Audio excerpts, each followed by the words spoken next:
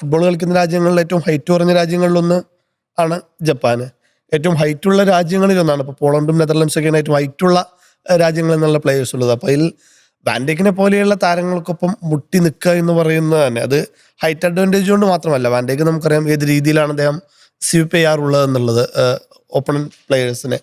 അപ്പോൾ അവരുടെ മുമ്പിൽ കട്ടയ്ക്ക് നിൽക്കുക എന്ന് പറയുന്നത് വലിയ കാര്യം തന്നെയാണ്. പ്രത്യേകിച്ച് കമൻട്രിയിൽ പലപ്പോഴും പറയുന്നുണ്ടായിരുന്നു ഡച്ചുകാർക്കെതിരെ ഏരിയൽ ബോളുകൾ അധികം ഇനി പരീക്ഷിക്കേണ്ട ആവശ്യമില്ല എന്നുള്ള രീതിയിൽ കമൻട്രി പറയുന്നുണ്ടായിരുന്നു. ആ സമയത്താണ് ഒരു ഏരിയൽ ബോൾ എന്ന് അവരുടെ ഒരു കമാഡ ഇത് ഡ്രോ ഗോൾ വരുന്നത്, അത് 59 മിനിറ്റിൽ വരുന്നത് എന്നുള്ളത് ഏറ്റവും ഇമ്പോർട്ടൻ്റ് ആയ ഒരു കാര്യം തന്നെയാണ്.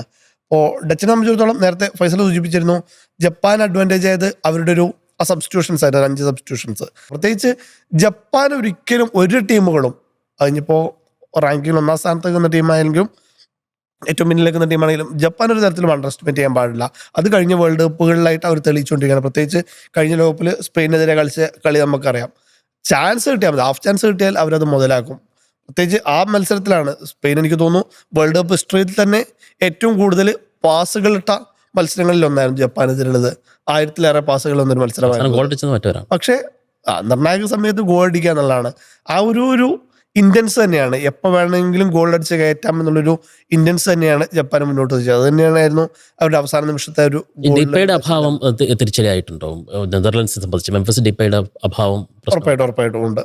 അതിൽ തന്നെ ജപ്പാന് ഒരു താരത്തിന്റെ അഭാവം പറയുമ്പോൾ ഇപ്പോഴത്തെ എൻഡോ ഉണ്ടായിരുന്നെങ്കിൽ കുറെ കൂടി ഗംഭീരമായ രീതിയിൽ അവർ മുന്നേറായിരുന്നു. അദ്ദേഹം റൂൾ ഔട്ട് ആയി പോയി. ഉറപ്പായിട്ടും ഒരു സെമി വരെ ഉറപ്പായിട്ടും കളിക്കാവുന്ന ഒരു ടീം തന്നെയായിരുന്നു.